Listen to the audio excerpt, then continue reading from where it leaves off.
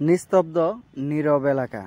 আমরা এখন ছুটে চলেছি টাঙ্গাইলের ঘাটাইল উপজেলার ঘাটাইল সাগরদিঘি রাস্তা হয়ে, যে রাস্তা দিয়ে গত ৩-৪ দিন আগে বড় ধরনের একটা ডাকাতির ঘটনা ঘটে যায়।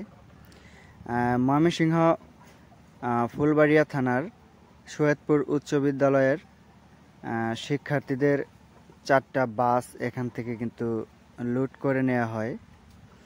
আমরা অনেক দিন যাবৎ দেখে আসছি এই রাস্তা দিয়ে কিন্তু সন্ধ্যার পরে চলাচল করা নিরাপদ নয়, একদম জনশূন্য এলাকা।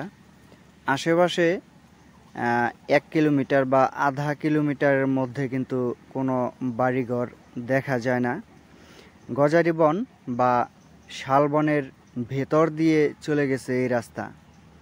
এই রাস্তা দিয়ে যারা নিয়মিত চলাচল করেন, তারা বিশেষ করে পাহাড়ি অঞ্চলের মানুষ যারা রয়েছেন, সাগরদিঘি তাদের নিয়মিত চলাচল করতে হয়, কিন্তু তাদের চলাচলের মধ্য দিয়েই কিন্তু এই রাস্তাটা একটু মানুষ মানে তাদের চলাচলের জন্য কিন্তু মানুষ চলাচল করতে পারে, অন্যান্যরা চলাচল করতে পারে।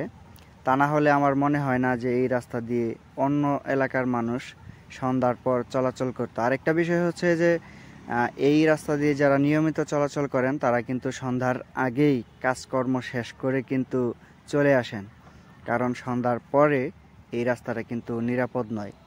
আমরা এখন যে জায়গাটা ফেলে আসছি, এখানেই এই যে বাম পাশে যে দেখা যাচ্ছে, এখানেই কিন্তু ডাকাতির ঘটনা ঘটে যায়। বিশেষ করে এখানে বেশ কিছু জায়গায় বড় ধরনের ইউ-টার্ন নিতে হয়। ইউ-টার্ন নিতে গেলে গাড়ি স্লো করতে হয়, আর সেটা কিন্তু বুঝেই ডাকাত চক্র তাদের কাজকর্ম সেরে ফেলে। সাগরদিঘি পুলিশ ফাঁড়ি এখান থেকে প্রায় 2 থেকে 2.5 কিলোমিটার এবং ধলাপাড়া পুলিশ ফাঁড়ি এখান থেকে প্রায় 7 থেকে 8 কিলোমিটার দূরত্ব। এখানে কিন্তু সাগরদিঘি ইউনিয়নের মধ্যে পড়েছে এবং সাগরদিঘি পুলিশ টহল কিন্তু নিয়মিতই এই রাস্তায় রাতের বেলা চলাচল করে থাকে। আমরা যে জায়গা থেকে ভিডিওটা শুরু করেছি সেটা হলো কামালপুরের বানর মার্কেট। লোকমুখে শোনা যায় কিছুদিন আগে এই বানর মার্কেটের উৎপত্তি ঘটে, কারণ এখানে বন্য যে বানরগুলো আছে সেই বানরগুলা কিন্তু এখানে মাঝে মধ্যেই আসতো, মানুষ তাদেরকে খাবার দাবার দিত, যার কারণে এটার নাম হয়ে যায় বানর মার্কেট। তো আমরা ডাকাতির ঘটনা ইতিমধ্যে 5 জনকে গ্রেপ্তার করার খবর শুনেছি বা সন্দেহমূলকভাবে তাদেরকে আটক করা হয়েছে। পরবর্তী আমরা অবশ্যই জানবো, কারণ এটা বিশ্ব মিডিয়া পর্যন্ত মনে হয় পৌঁছে গেছে। সবাই ভালো থাকবেন, সুস্থ থাকবেন।